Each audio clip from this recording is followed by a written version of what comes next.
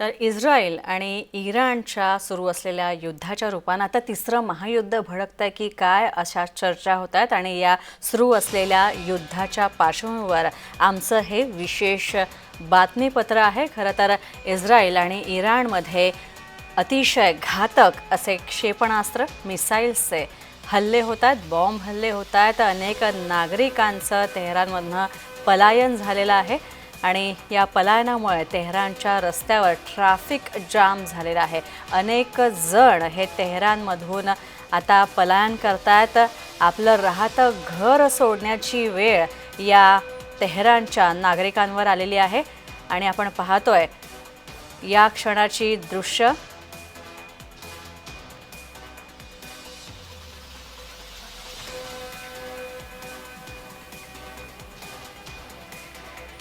तर आपण पाहतोय इस्रायलची ही सगळी परिस्थिती अत्यंत इस्रायल आणि इराणच्या हल्ल्यामधली ही युद्धाची परिस्थिती जी आहे अत्यंत गंभीर आहे आणि आपल्या सोबत सध्या जोडले गेलेले आहेत मायरा मोजेस, तिथले रहिवासी आहेत, अनेक वर्षांपासून ते तिथे राहत आहेत। आपलं स्वागत सर। सगळ्यात आधी आपली प्रतिक्रिया, तिथे सध्या हे जे हल्ल्यांचं साम्राज्य आहे, युद्धाचं सावट आहे आणि युद्धाची परिस्थिती दिवसेंदिवस बिकट होत चाललेली आहे, काय वाटतंय? हो, नमस्कार. नमस्कार। माझं नाव मायर मोजेस। मी इस्रायलचा रहिवासी आहे। मूळ भारतीय नागरिक, पण आता मी इथे स्थायिक झालोय। आणि नक्कीच आपण सांगाल एक गोष्ट की आता सध्या जी परिस्थिती आहे इस्रायलमध्ये अत्यंत भयावह असे हल्ले केला जात आहेत शत्रू राष्ट्रावर आणि तसेच प्रतिहल्ले होत आहेत। तिथले रहिवासी म्हणून तुमच्या काय भावना आहेत, काय सगळी परिस्थिती आहे, तुमचं जीवन कशा प्रकारे बदललंय? मॅडम, काहीतरी मधी बोलतायत कोणतरी, नक्कीच मी आमच्या त्याच्यामुळे टेक्निकल थोडा टीमला सांगते। हा आवाजाचा थोडासा मुद्दा आहे, हा इश्यू आपण सॉल्व्ह करावा। नाही, तुमचा मला मोजेसजी आवाज येतोय, पण मधी मी सांगतो बाहेर काय मोजेसजी होतंय। मोजेसजी पुन्हा एकदा सांगाल, खरं तर ही जी युद्धजन्य परिस्थिती निर्माण झालेली आहे, इस्रायलचे पूर्ण ताकदीनिशी हल्ले होत आहेत इराकवर आणि इराणवर आणि सगळ्यात महत्त्वाचं म्हणजे प्रतिहल्लेसुद्धा तितक्याच ताकदीचे केले जात आहेत, कुणीही पिछेहाट करायला तयार नाही आहे। तर इस्रायलचे बरोबर. रहिवासी म्हणून काय वाटतं तुम्हाला, काय सध्या तुमच्या भावना आहेत आणि तिथे वातावरण सध्या काय?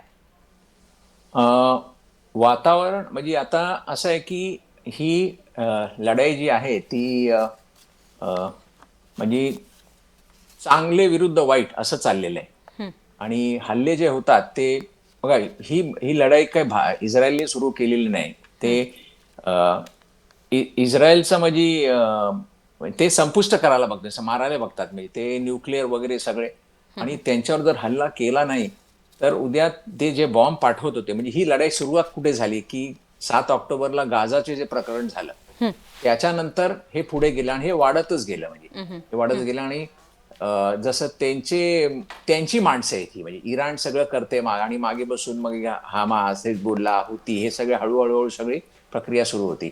आणि आता जेव्हा हे बाकीच्यांचा जर खात्मा होत गेला आणि मग आता हे उभे राहिले आणि ह्या न्यूक्लिअरचा म्हणजे मोठा म्हणजे एक प्रसंग आहे त्याचा, की जे सज्ञ देश आहेत ते न्यूक्लिअरचा उपयोग करतायत की चांगल्या करता, चांगल्या कामा करता, पण ह्यांचा भरोसा नाही। आणि इस्रायल जेव्हा मारतं किंवा भारत पाहिलं आपण की हे सैन्य ते सैन्य असतं, पण हे तसा हल्ला करत नाही। हे जिथे नागरिक वसाहत आहे नागरिकांची शहरांवरती, जिथे सगळे तिथेच मारतात ते।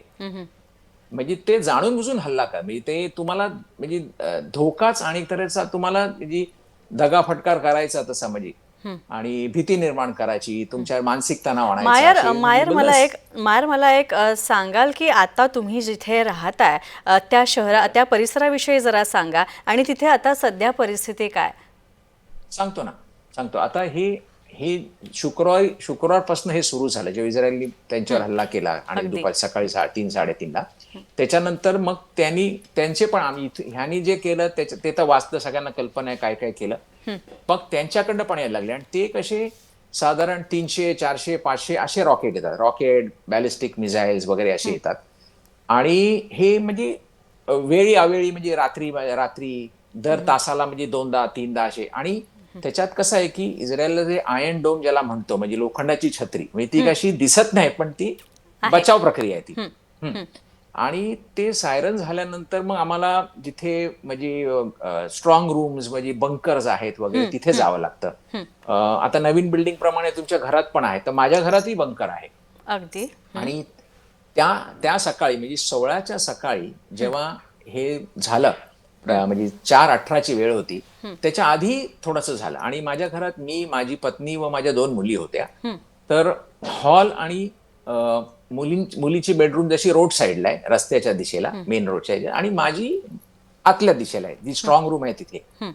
आणि सायरन झालं न झालं की तुम्ही साधारण 15-20 सेकंड, 30 सेकंड मध्ये तुम्ही त्या खोलीत जायचं.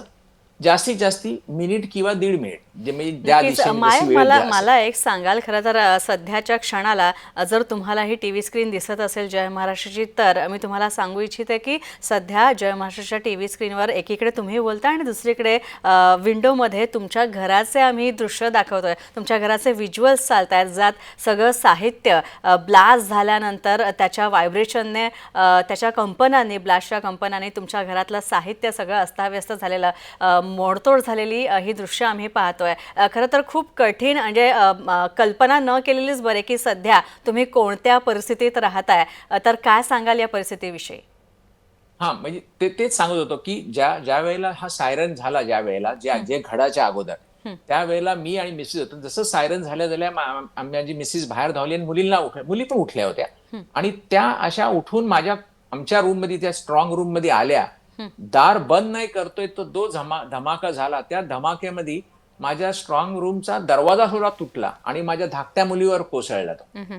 आणि तो धमाका, मी आयुष्यात एवढा मोठा बॉम्ब, तो काय सुतळी बॉम्ब, ऑप्टी बॉम्ब, किंवा तुम्ही डिजिटल डॉल्बी बघता, प्ले ऍक्शन अगदी, पिक्चरचे बघता, नाही, ते तर फार कमी आहे. मी तर बोलेन मॅडम, फार कमी आहे. ते तर म्हणजे मी तुम्हाला, म्हणजे मला सांगता येत नाही, म्हणजे ते तशी दहशत बसली अशी. माझ्या मिसेसला, आम्हाला वाटलं की आमची बिल्डिंग गेली. आम्ही अर्धा तास तर त्या बाहेरच नाही आलो. पुन्हा तो दरवाजा धरून ठेवला की बाबा कुठेतरी खड्डा झाला असेल बिल्डिंग, कारण मी पहिल्या माळ्यावर राहतो आणि पहिल्या मजल्यावर. आणि ती बिल्डिंग अशी पूर्वीची असल्यामुळे ती किल्ल्यासारखी दणकट होती. आणि जुन्याप्रमाणे पहिला मजला म्हणजे आजच्या, म्हणजे 1.5-2 मजली एवढा उंच, म्हणजे. तर मी तिथे होतो, तर आम्ही अर्धा तास बाहेर आलोच नाही. का खड्डा झालाय कुठे, ती माझी श्रीमती म्हणतात की तू बाहेर जाऊ नको, तू खाली पडशील किंवा काय झालं माहित नाही. आणि थोड्या वेळी हळूहळू बाहेर आलं तर धूळ, माती वगैरे सगळं. आम्हाला वाटलं आमच्या बिल्डिंगवरच कोसळलं आलं किंवा समोर पडलं, फार जवळ, म्हणजे. पण नंतर हळूहळू बाहेर आलो तर सगळं घर अस्ताव्यस्त पडलेलं सगळं. आणि जुनी बिल्डिंग असून त्याच्यामध्ये जुने तऱ्हेचे लाकडाच्या खिडक्या, दरवाजे, सगळे फ्रेम सकट उखडलेले, सगळं अस्ताव्यस्त आहे पार, म्हणजे राख रांगोळी जशी झाली जशी तिथे. नक्कीच. रांगोळी नाही म्हणता, मायर, आणखी एक गोष्ट मला सांगाल, खरं तर एरवी जेव्हा ही युद्धजन्य परिस्थिती नव्हती तेव्हा अतिशय सामान्य आणि रोजचं दैनंदिन कामं तुम्ही नेहमी करायचात. मात्र आता तशी परिस्थिती नाही आहे, युद्धजन्य परिस्थिती आहे. तर मला एक सांगा की या युद्धजन्य परिस्थितीसाठी सुद्धा तुम्हाला सरकारनं, जेव्हा सगळ्या सिटिझन्सना तयार करतं आणि तुम्हाला पण त्याच प्रकारे तयार करण्यात आलं असेल. मात्र आता जेव्हा प्रत्यक्ष युद्ध छेडलं गेलेलं आहे आणि पेटलंय, विकोपाला गेली आहे परिस्थिती, तेव्हा खरं तर रोजची कामं किंवा घरातला नेहमीचा सगळा साठा जो आहे तो करून ठेवणं फार मुश्किल झालं असेल. तर हे सगळं कसं सध्या तुम्ही मॅनेज करताय? नाही बघा, आतली आता कसं सतत, म्हणजे सतर्क देश झालंय ते, म्हणजे अगदी, म्हणजे जरा थोडासा सुद्धा आवाज जरी आला ते सतर्क राहतात ते सगळं काय झालं. त्यामुळे तुम्हाला सरकार सांगते. आणि जसं प्रत्येक घरामध्ये जवळजवळ सगळे नागरिकच सैन्यातनं आलेले आहेत, तर ते सगळे, म्हणजे काही नसतील वगैरे, तर त्यांना साधारण, म्हणजे अलर्टनेस आहे, सतर्क राहायचं, तयारीत राहायचं असं. तर घरात कायम सगळं भरून ठेवायचं. आणि सरकार सांगतं, तुम्हाला थोडी कल्पना देते की तुम्ही सगळं भरून ठेवा, हे ठेवा. पण एवढं सगळं असताना पण जनजीवन विस्कळीत होतं. पण असं नाही की म्हणजे फारच सगळंच बंद पडलंय आणि सगळं अगदी म्हणजे तुम्ही घाबरलात आणि ते भीती वाटते हो, एवढा मोठा बॉम्ब पडणार वगैरे. आता जो बॉम्ब पडला माझ्या समोर तो जवळजवळ 1500 किलोचा होता. तो 6000 प्रति किलोमीटरच्या स्पीडने आला खाली आणि 1.5 किलोमीटरच्या रेडियस मध्ये एक खिडकी नाही राहिले तिथे. खिडकी गाचा फ्रेम सगळ्या गायब आहेत, सगळ्या उडून. तर असं आहे. तर नक्कीच हे सगळं मायर, असताना तुमच्या मुलींविषयी सांगा. खरं तर हे खरं आहे का तुमची मुलगी इस्रायली सैन्यामध्ये आहे? थोडंसं तिच्याविषयी सांगा. तिला हो. कसे अनुभव आहेत आणि खरं तर आता ही जी युद्धाची परिस्थिती आहे, काय ती रोज येऊन तुम्हाला सांगते? तुम्हाला भेटते का ते? आणि घरी आल्यावर काय साधारण बोलणं होतं? काय सांगते ती, तिचे अनुभव? सांग नाही. ती सैन्य तिचे कारण मुलींकरता 2 वर्ष आणि मुलांकरता 3 वर्ष असं असतं. तर माझ्या मुलीची सैन्याची जे प्रशिक्षण आहे ते संपलंय. आता ती संपलंय. काम करते, नोकरी करते. हो. पण असं आहे की सैनिक ते सैनिक म्हणजे ते काय कधी काम आलं तर जायचं. तिला बोलावणं आलं नाही तिला, पण ती सतर्कता तिच्यामध्ये आहे. त्याच्यामुळे काय झालं काय नाही, ही माझी धाकटी मुलगी. आणि ती तशी म्हणाली की तुम्ही येताच, तर ते सध्या ती नाही, त्याच्या सैन्यात नाहीये. पण तिला डॅडी मला कधी पण कॉल आला तर मला जावं लागेल असं आहे. म्हणजे तर मानसिकदृष्ट्या तयार आहे ती. हो हो हो हो. मानसिक म्हणजे आता आम्हालाही सवय झाली या गोष्टींची. त्यामुळे आम्ही झालं काय तर आणि आपली पोटली तयार ठेवायची, ज्याच्यामध्ये तुमचा पासपोर्ट, पैसे, काय दागदागिने वगैरे म्हणजे गरजेचं आहे. बाकी हे देश तुम्हाला सगळं पुरवतं. आमची पण फार काळजी घेतली चाललेली आहे सगळ्यांची. तर म्हणजे आजच्या तारखेला आम्ही जे हे सगळं घडलं जेव्हा झालं आम्ही खाली, कारण असं झाल्यावर तुम्हाला पहिले बाहेर आलं पाहिजे. कारण बिल्डिंगला काय धोका होऊ शकतो, दगा होऊ शकतं, काय लाईट, पाणी, गॅस, लिकेज, इलेक्ट्रिसिटी हे सगळं. त्यामुळे तुम्ही अंगावरच्या वस्त्रांनीच आम्ही बाहेर पडलो आणि खाली आल्यावर आम्हाला सांगितलं बिल्डिंग पासून दूर व्हा. कारण जिथे पडलं तिथे जवळजवळ एक 25-30 बिल्डिंग आहेत अशा भोवती. त्या सगळ्या त्यांना सगळी हानी झाली आणि पुढेही झाली. मग आम्ही तिथून निघून माझ्या मोठ्या मुलीकडे आलो. ती वेगळी राहते. त्या रात्री ती 2-3 दिवस माझ्याकडेच होती, येत होती. कारण ही जरा टेन्शन असल्या कारणाने. पण मग तिच्याकडे गेलो आम्ही. मग चहा वगैरे घेतलं. पण कुठे बाजा आणि ह्या सायरन झाला की तुम्हाला सुटायचं म्हणजे असा. नक्कीच. आणि मोजेस, आणखी एक गोष्ट मला सांगाल की आता यापुढे इस्रायलच्या प्रत्येक फाईटवर, प्रत्येक मूववर शत्रू राष्ट्राची काय चाल असेल ते सांगता येत नाही, किंवा काय मोठा निर्णय हल्ल्याचा घेतील ते सांगता येत नाही. तर या दृष्टीने तुम्हाला काही ट्रेनिंग देण्यात आलंय का, किंवा या दृष्टीने काही सूचना करण्यात आल्यात का सरकारतर्फे? नाही. सूचना म्हणजे पहिले एक तर सतर्क राहा. म्हणजे कुठल्या तऱ्हेचा आळशीपणा करायचा नाही. तुम्हाला आम्ही 3 वेळा 4 वेळा रात्री दर 12 वेळा जरी वाजला तरी तुम्हाला तेच प्रक्रिया करायची. उठायचा आणि पळायचं. तुम्हाला पहिला बंकर गाठायचा. त्याच्यात नाही. तुम्ही कुठे जाता तिथे आणि मग माणसं पण तुम्हाला मदत करतात. आता तुम्ही रस्त्यावरनं समजा चाललात आणि म्हणजे माझ्या घरातनं मी काही आणायला गेलो आणि तिथे समजा सायरन वाजला, तर लोकांच्या घरामध्ये बंकर आहेत, हॉटेल्स आहेत, त्यांच्या खाली जे पार्किंग आहेत, हॉटेल म्हणजे असे तुम्ही ते दरवाजे उघडे ठेवले आणि सगळ्याकडे लिहिलेलं असतं. तर तुम्ही पहिले तिथे शिरायचं आणि आत जायचं आणि दरवाजा बंद करतात ते लोखंडी. हो. तिथे जायचं सगळं किंवा थोडासा अजून आत जायचं. म्हणजे एक माळा 2 माळ्याचे खाली जाता तुम्ही. आणि सगळे जसे सतर्कच राहतात म्हणजे. आणि आमच्याकडे म्हणजे ऍप्स वगैरे आहेत ज्याच्यामध्ये तुम्हाला येतं की हे आता तिथून सुटले येतात. अलर्ट्स येतात आम्हाला. हो, अलर्ट्स येतात. अलर्ट्स असे पण येतात की येतंय, होतंय आणि झाल्यानंतर पण आता सुखरूप बाहेर पडा तुम्ही. अच्छा, म्हणजे अतिशय इथपर्यंत. ॲडव्हान्स टेक्नॉलॉजीचा वापर हो, खरं हो, तर हो. सुरक्षेच्या दृष्टीने पण केला हो. जातोय, आणि हां. त्यामुळे कुठेतरी लाखो जीव नागरिकांचे वाचवण्यात मदत नक्कीच, होते. नक्कीच. पण आणखी एक मायर, मला एक सांगा की ज्या प्रकारे तुम्ही सांगताय की युद्धजन्य परिस्थिती निर्माण झालेली आहे आणि सध्या एक महत्त्वाची गोष्ट अशी की एरवी सर्वसाधारण दिसणारा परिसर, आता काय परिसर आहे तिथे? सतत लष्कराचे सैनिक, सतत सैन्य आहे का तिथे आजूबाजूला? नाही, सैन्य आहे.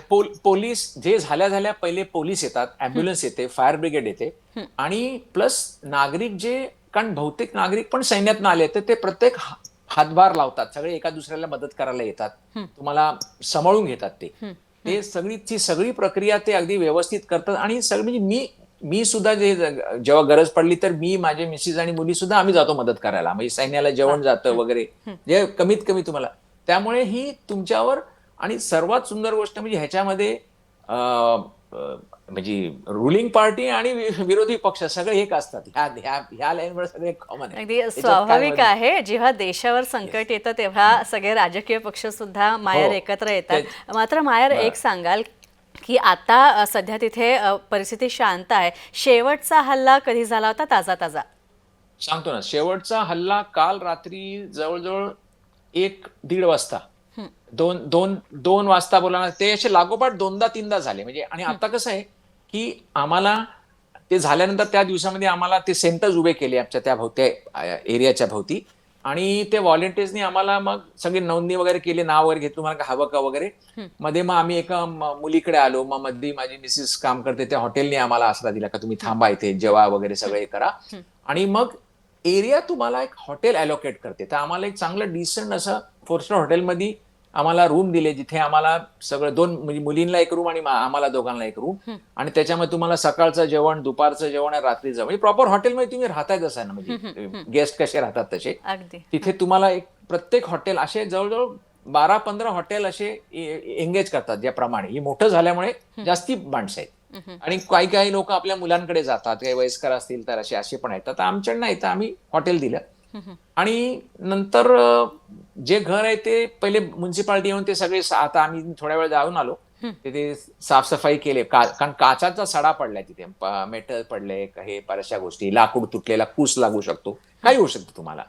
तर ते सगळं साफसफाई, मग बिल्डिंग येणार, ते पुन्हा चेक करणार की सगळं व्यवस्थित आहे का, आणि मग ते सगळं हळूहळू काय तुटलंय कुठले ते काढून वगैरे सगळं. मग ज्याचे जे घर आहेत, आता आमचं भाड्याचं घर आहे, तर आमचा जो घर मालक आहे तो आला होता सगळं, तर तो सगळं करून घेईल. तो तिथपर्यंत आम्ही हॉटेलला राहणार ते सगळं, आणि तिकडूनच पुढे मग कामावर जसं हे जर प्रक्रिया जर थंडावली आणि नक्कीच. जर सगळं मायर, सगळं आणखी एक मला इथे असं सुचलंय, विचारावं असं वाटतंय की सध्या आता तिथे युद्धजन्य परिस्थिती आहे. कुठून कधी काय मिसाईल येईल, कसा अटॅक होईल, शत्रू राष्ट्राकडनं सांगता येत नाही. पण मला एक सांगा, जेव्हा या कॉझॅलिटीज होतात किंवा लोक जखमी होत आहेत हल्ल्यांमध्ये, तेव्हा त्यांच्या मेडिकल फॅसिलिटी, वैद्यकीय दृष्ट्या कशा प्रकारे सगळ्या सोयी उपलब्ध करून दिल्या जात आहेत? सांगतो ना. जसं जसं मी सांगितलं की आम्ही ज्या वेळेला खाली आलो, जेव्हा आम्हाला सांगितलं का पहिले खाली या खाली या, म्हणून अंगावरच्या वस्त्रांनी आधी तुम्हाला हातात काय मिळेल ते घेऊन तुम्ही जिन्यावरनं, लिफ्ट वगैरे वापरायचं नाही पटापट. मग बाहेर आल्यावर रस्त्यावर सगळी माणसं तुम्हाला मदत करतात. तिथे जसं रेड क्रॉस कसं आहे तसे तिकडे इथे मागे दावीद अदोम, म्हणजे आमचा स्टार ऑफ डेव्हिड, 6 कोण्याचा तारा असतो त्याचा ते चिन्हवाला, ते सगळे येतात, तुम्हाला काय पाहिजे का वगैरे सगळं करतात वगैरे. आणि जर कॅलॅमिटी म्हणजे कॅज्युअलिटी वगैरे असेल तर पहिले त्यांना उचलून त्यांना फर्स्ट एड देतात, ते चेक करतात, नाहीतर त्यांना मोठ्या हॉस्पिटलला मूव्ह करतात. आणि सगळे हॉस्पिटल्स, मोठे hospitals are equipped with a helipad आणि बेसमेंट. ते सगळे ती प्रक्रिया करतात तुम्हाला. आम्ही सुद्धा आज दुपारी आमचा चेकअप करून आलो की बाबा मानसिक त्रास झाला, माझ्या मुलीला थोडा लागलं, कान वाजते माझ्या मोठ्या मुलीचा, असं बऱ्याचशा गोष्टी. आपल्याला झोप नव्हती एवढ्या दिवस, 2 दिवस आम्हाला झोप नाही. ते सगळं डॉक्टरकडे आम्हाला पाठवून आम्हाला सगळं चेकअप वगैरे करून ते खात्री करून घेतली, आणि काय असेल तर त्याला पुढे मग डायरेक्शन देतात त्याला. पण ते सगळं अशी तयारी आहे सगळं. नक्कीच. मायर, खरंच तुमचं खूप खूप, तुमच्या धीराला खरं तर सॅल्यूट आहे. आणि सगळ्या इस्रायली नागरिकांना खरं तर आम्ही सुरक्षित राहण्याचं आवाहन करतो. तुम्ही सुद्धा स्वतःची काळजी घ्या, आणि तुमचे अनुभव, तुमचा एक्सपिरियन्स आमच्याशी शेअर केल्याबद्दल खूप खूप धन्यवाद मायर.